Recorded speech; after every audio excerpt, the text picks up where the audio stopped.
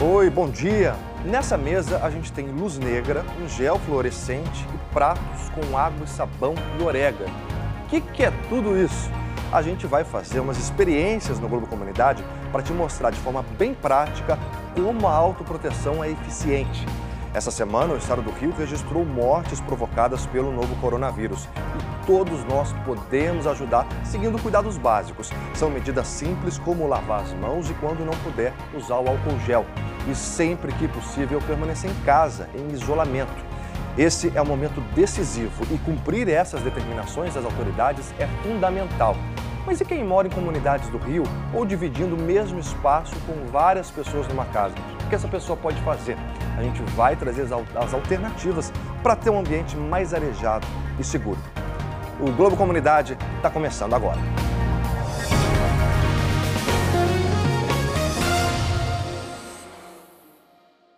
E a gente recebe aqui no estúdio o microbiologista da UFRJ, Marco Miguel, que vai ajudar a gente a tirar todas as dúvidas sobre como se prevenir do novo coronavírus.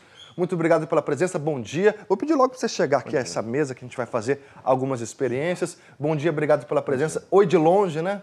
Aquele tchauzinho assim, não precisa nem se encostar. Não, sem perder o calor de longe. Exatamente. Olha, e para começar, a gente vai mostrar um vídeo que foi exibido no Jornal da Noite da SIC, a TV portuguesa, e que fica bem clara como é fácil de se contaminar com os vírus, sem, claro, tomar os devidos cuidados. Na imagem que vocês vão ver, que é do Ministério da Saúde da Arábia Saudita, foi usada uma coloração fluorescente para mostrar como o vírus pode ser facilmente espalhado. A gente vai ver esse vídeo e daqui a pouco a gente comenta.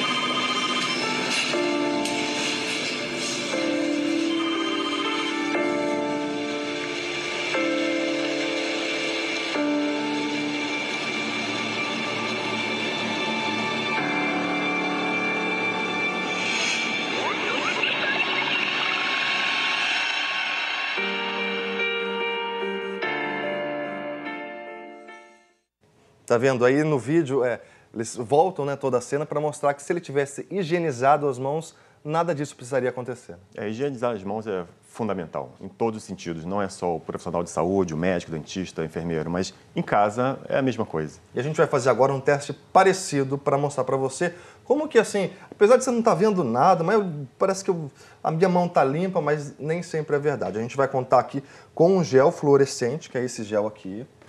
E aí a experiência vai ser o seguinte, eu vou passar um pouquinho desse gel na minha mão, né? Precisa colocar bastante? Pode colocar. Aí o ideal é que eu espalhe esse gel. Esse é um gel fluorescente, né? Isso. Eu vou espalhar aqui esse gel na minha mão, que é para representar como se eu tivesse entrado em contato com uma superfície contaminada, correto? Exato. Então tá bom. De repente lá espirrei, segurei na barra do ônibus, encostei em algum lugar, uma parede, abri uma porta e estava contaminada. E aí cheguei em casa, vou fazer o quê? Cheguei, estou com sede, vou tomar aqui uma água, entrei em contato com o copo. Aí depois peguei um talher, né, que estou com fome, fui pegar alguma coisinha aqui. Vai colocar a mesa? Vou colocar a mesa, aí peguei no prato. Aí alguém falou comigo, aí eu mudei de mão. Peguei aqui no prato para colocar aqui na mesa. Peguei aqui no outro prato. E aí, de repente, eu estava cansado, deixa eu colocar mais um pouquinho aqui. Nem precisa. Nem precisa? Não precisa, já tem bastante. E aí eu fiz o quê? Enquanto eu estava conversando com alguém, aperta. Eu apoiei na mesa aqui, ó. Eu apoiei na mesa, fiquei aqui descansando. Ou seja, o que eu acabei de fazer se eu cheguei em casa contaminado e não lavei as mãos, e não higienizei as mãos? O que eu acabei de fazer? Você acabou de espalhar micro-organismos, se você tivesse contaminado com um vírus respiratório, por exemplo, o Covid, na casa inteira, né? Em todos os locais que você tocou. Vamos dar uma olhadinha, então. Então, a gente vai baixar um pouquinho a iluminação aqui do estúdio.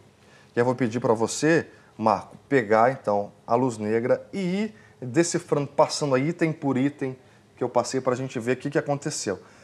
Esse é um gel fluorescente, então ele fica verde em contato aí com a luz negra, quando a luz negra se aproxima. O copo totalmente fluorescente, né? O prato onde você tocou Isso, vira para a câmera, ótimo. Dá para ver aqui nas bordas onde você tocou. Dá para ver aqui no meio onde você tocou nele, né? Dá para ver aqui no outro cantinho. O talher. Colher também. Vira para a câmera, isso. Onde você tocou aparece aqui, né? Isso, olha aqui, aí, olha aí, olha aí. Aqui onde você colocaria a boca aparece também esverdeado.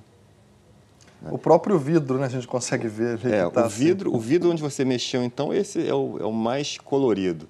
Olha aí. Né? O que é o verde é o gel fluorescente que estava ali dentro. Quer dizer, está representando se eu toquei alguma superfície contaminada que eu acabei de espalhar por toda a minha casa. Exato. E aí se chegou algum parente meu, falou, também estou com sede, também vou compartilhou o talher, né? Para pegar o arroz, às vezes tem uma colher só. E aí várias pessoas acabam entrando em contato com essa colher, né? Exato. Isso significa o quê? Eu posso ter acabado de passar o vírus para alguém. Sim, você imagina, se você estava com as mãos contaminadas, se eu tivesse apertado as suas mãos, a minha também apareceria verde.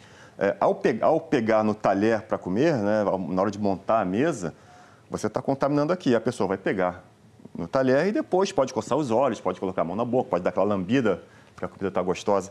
Então, são todas as formas que... É uma forma bem lúdica de mostrar que o invisível, né, os micróbios, os germes, eles podem ser facilmente transmitidos pelo toque. Ficou muito claro aqui. A cada momento que você toca em uma superfície que pode estar contaminada, seja do seu corpo ou algum lugar que as pessoas tocaram, né, que várias pessoas tocaram, você tem que lavar as mãos, seja com álcool, água e sabão ou com álcool. E na hora de chegar em casa, por exemplo, fui trabalhar, tive que ir ao supermercado, tive que resolver alguma coisa na rua, apesar da decisão esse de auto-isolamento. Cheguei em casa, o que eu faço? Eu tiro o sapato antes de entrar? O que eu faço com a minha roupa?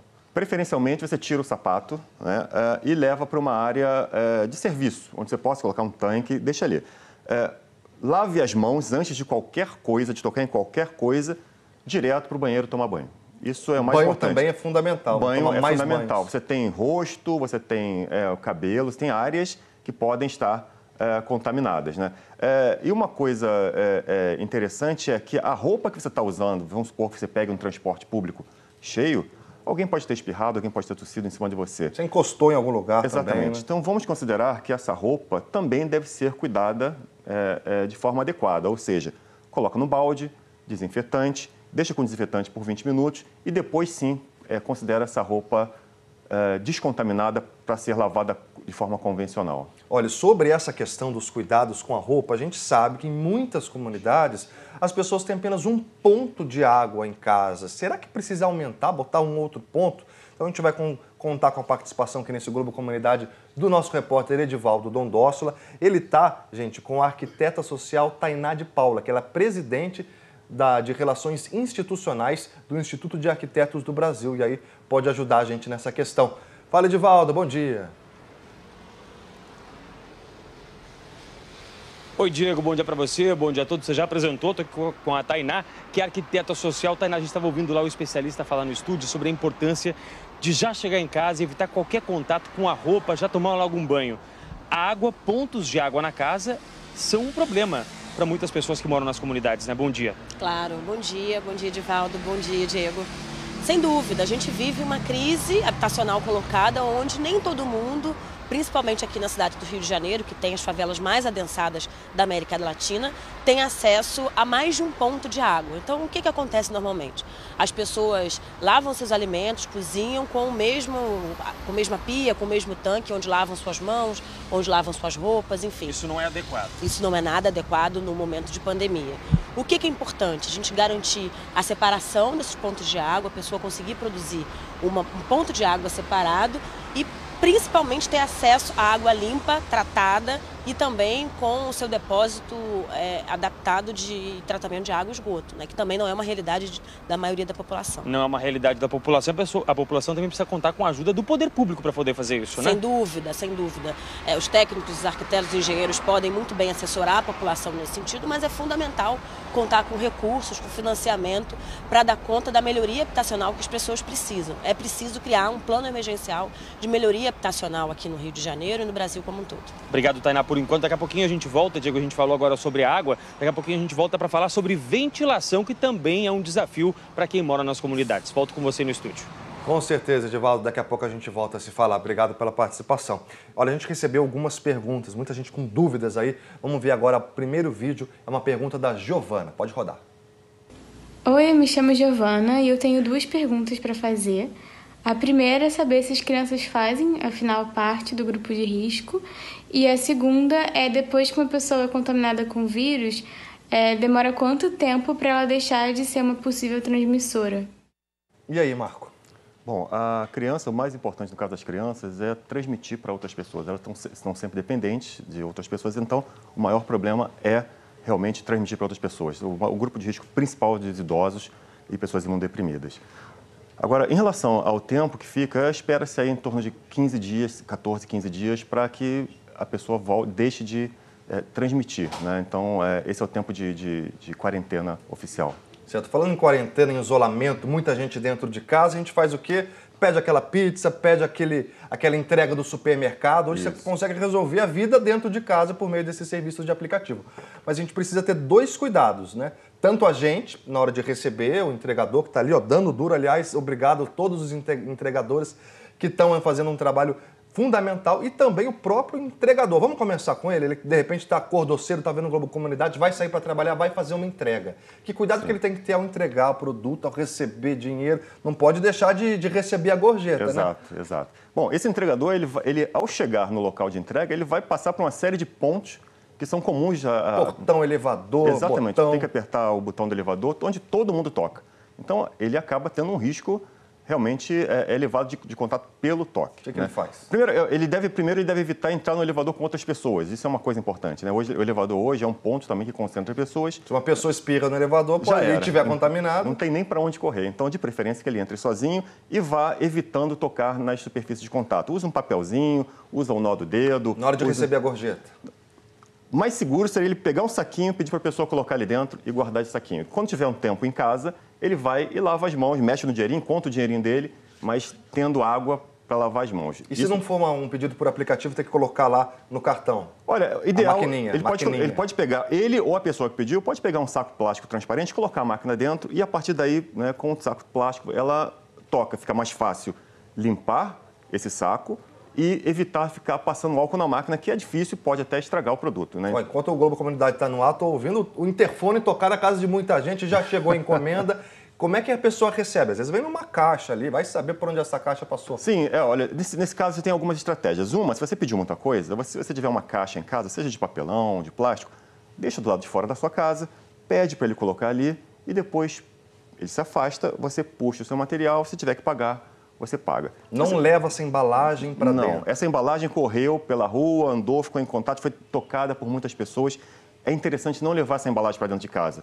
Se não tiver uma outra opção, você pode pegar essa embalagem, colocou numa área de serviço, assim que essa embalagem sair, você passa lá a sua água sanitária para descontaminar aquela região. Daqui a pouco vamos tirar mais dúvidas, porque agora vamos falar de um outro assunto importante, que é qual que é a orientação? Evitar aglomerações, né? E essa é uma grande preocupação dentro das comunidades, porque você tem muitas pessoas morando na mesma casa, compartilhando o mesmo espaço. Vamos voltar então a falar com o Edivaldo Dondóssula, que está com a arquiteta social Tainá de Souza, ela é presidente de Relações Institucionais dos Arquitetos, do Instituto dos Arquitetos do Brasil, que tem as orientações, né, Edivaldo?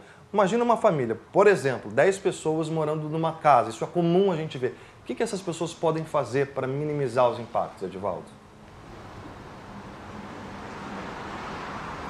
E além da aglomeração, tem outro problema que eu já estava conversando com a Tainá aqui mais cedo, antes da gente entrar ao vivo aqui no Globo Comunidade, sobre essa questão de que muitas vezes não tem nem uma ventilação no cômodo, né? Alguns cômodos, por exemplo, de quem mora na comunidade, não tem saída para a rua. É um problema a ser enfrentado também, né, Tainá? Exato, Edivaldo. A gente está aqui na Rocinha, uma das favelas mais densas da América Latina, e muitos desses domicílios que aqui estão não tem sequer uma janela, um basculante na sua construção. O que é adequado? É que as pessoas construam, principalmente na área que dormem, né, no quarto dormitório, e nas áreas molhadas, nas áreas que precisam ser ventiladas, que podem ficar úmidas, né? Pelo menos onde dorme tem que ter uma saída para a rua. Tem que ter uma saída, principalmente no caso da gente precisar isolar um paciente, um doente nesse cômodo. O que é preciso também? Que o poder público garanta acesso a material de construção, assistência técnica. De novo, o morador não consegue fazer sozinho. O morador não consegue fazer sozinho. como fazer. O poder público precisa incidir não só na cesta básica, na cesta de higiene pessoal, que vários países aplicaram, mas também num kit básico de melhoria habitacional em casos graves como esse que a gente vive, não só no Rio de Janeiro, mas em várias cidades do Brasil. Você falou aí em abrir dutos de ventilação, né? Abrir buracos nas paredes. Sim. Tem também o problema que às vezes a pessoa não consegue colocar uma janela, né? Para tapar aquele buraco depois. Redes improvisadas podem ser usadas, por exemplo? Vale, mosquiteiros, telas.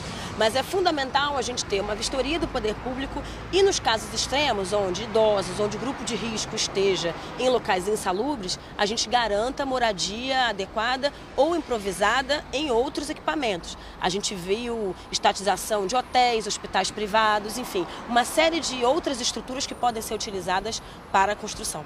Obrigado, Tainá, mais uma vez pela sua participação. Diego, dicas importantes da nossa arquiteta social. Valeu, Divaldo, muito obrigado. Agradeço a Tainá também. Muito obrigado. O importante é isso, gente, tá num ambiente ventilado. Isso vai ajudar muito nesse momento. Bom, a gente vai fazer um intervalo rapidinho. Daqui a pouco a gente volta com mais experiências e tirando mais dúvidas sobre o novo coronavírus. Globo Comunidade volta já.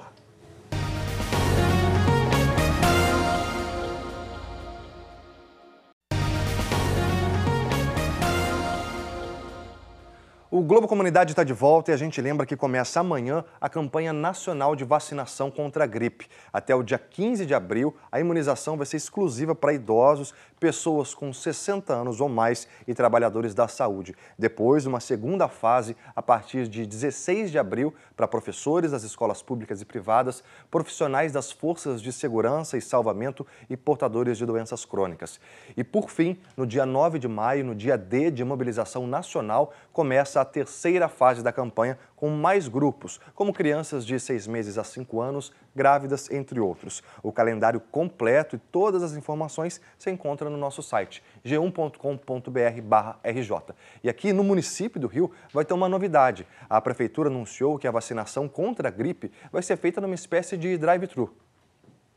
Dia 23, a gente vai ter alguns drive-thru para receber prioritariamente aqueles que possam ir de veículos de transporte, os idosos, somente para os idosos. Nesse primeiro momento, nos postos do Detran, a gente oficializou hoje o Detran para com que o Detran viabilize essa possibilidade para a gente.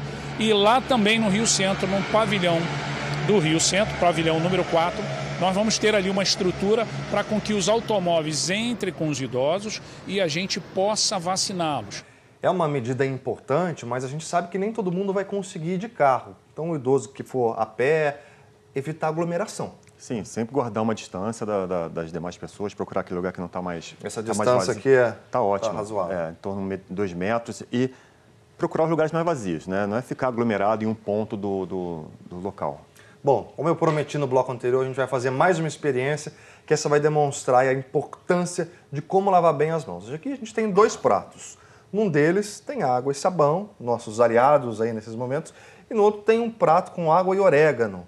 Orégano é um aliado para fazer a pizza, mas aqui neste momento é um aliado para representar o vírus. Então, imagina que eu venho aqui com o meu dedo e aí eu estou tendo contato com uma superfície com muitos vírus, né? Acontece o quê? Vai se grudar. Contaminar. Exato. Então, o dedo está contaminado. Então, antes de levar o dedo na face, que a gente não deve fazer em momento nenhum, venho aqui, antes de encostar a qualquer lugar em casa, ó, lavei com sabão, olha que legal.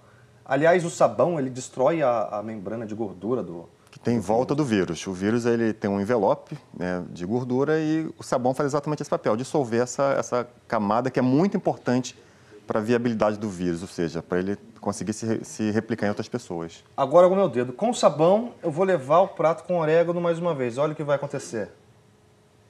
Impressionante, né? Esse é um vídeo, esse é um experimento que é bem lúdico, está rodando aí as redes sociais, para a criançada entender da importância de lavar as mãos, é excelente. Tem algumas ressalvas que a gente precisa fazer ao ver esse vídeo com essa demonstração, né? Sim, claro. Então, o fenômeno aí basicamente você muda a tensão superficial da água e as moléculas se movem, se deslocam. Não significa que, a partir do momento que eu lavei meu dedo está completamente imune, ganhou uma capa protetora. Não, isso não espanta vírus, o sabão simplesmente dissolve, desfaz essa camada de gordura que tem em volta do vírus, mas ele não espanta o vírus. Você não vai estar com um escudo protetor, né? Isso é muito legal para a criança entender sabão contra vírus. Mas o adulto que é responsável pelas crianças, ou aquelas crianças mesmo, para entender o princípio mais profundo, é basicamente matar o vírus, né? Vamos sentar para conversar um pouquinho, porque a gente tem essa responsabilidade, isso está causando assim, um pouquinho de medo, né, nas pessoas. E para falar justamente sobre o medo provocado pela doença, a gente vai convidar agora a psicóloga Thalita Martignoni. Pode entrar aqui fazendo favor. Olá, bom dia. Seja bem-vinda. Oi de longe, como a gente está fazendo. Olá! Tudo Não bem? é menos afetuoso esse olá de longe. Isso. Uma pergunta que eu já vou fazer direto é o seguinte: é mais propenso, é mais fácil que uma pessoa desenvolva uma síndrome do pânico diante desse momento que a gente está vivendo? É muito importante a gente pensar que o Brasil tem estatísticas de ansiedade altíssimas, né? Umas das maiores do mundo. Então, todas as pessoas que já têm, né, essa predisposição a um transtorno de ansiedade, esse é um momento extremamente difícil, né? Traz uma carga muito grande de estresse para todos nós. Tem uma responsabilidade, né? Se eu não fizer tudo o que precisa, não vou levar uma bronca, posso me contaminar, posso contaminar alguém. Sim, é uma situação desafiadora. Eu acho que agora, nesse momento, a gente consegue entender um pouquinho, né, o que passa uma pessoa que tem um transtorno, né, obsessivo-compulsivo de contaminação, que a gente está um pouco, assim, excessivamente ligado nisso. E é para estarmos ligados. Uma questão importante é essa quebra da nossa rotina, né? A rotina é extremamente estruturadora da nossa saúde mental. Se eu tenho uma rotina, eu já sei o que eu tenho que fazer no dia, eu tenho uma sequência lógica, então eu não gasto muita energia, eu já sei o que eu tenho que fazer. Agora, esse é um período de adaptação. Todos nós, né? Os pais que agora têm que trabalhar em casa ou que mesmo com o vírus têm que enfrentar a batalha lá fora, os avós, os idosos que têm que se resguardar mais, as crianças confinadas em casa. Então a gente teve o quê? Uma ruptura muito grande. Existe uma preocupação com a situação financeira, enfim, nós temos fatores de risco, né, pensando em saúde mental, muito presentes agora nesse momento e a gente precisa se cuidar. A Thalita está aqui para ajudar a gente. Ela preparou alguns tópicos, alguns cuidados que a gente pode ter. Vamos rodar aqui no telão, que ela mostrou para a gente. O que a gente pode fazer para atravessar esse momento? Por exemplo, aprenda sobre o coronavírus, limite a quantidade de informações, estabeleça metas, estabeleça uma rotina e organize-se. Cuide do seu corpo e mente, exercite a solidariedade. São várias questões que a gente precisa trabalhar nesse momento. Exatamente. O aprendizado do que é realmente o coronavírus e ter informações de qualidade e numa quantidade suficiente. Quem está, por exemplo, nesse momento já percebeu que está assim, ansioso demais, está desenvolvendo algo que não gostaria de desenvolver, o que essa pessoa pode fazer nesse momento?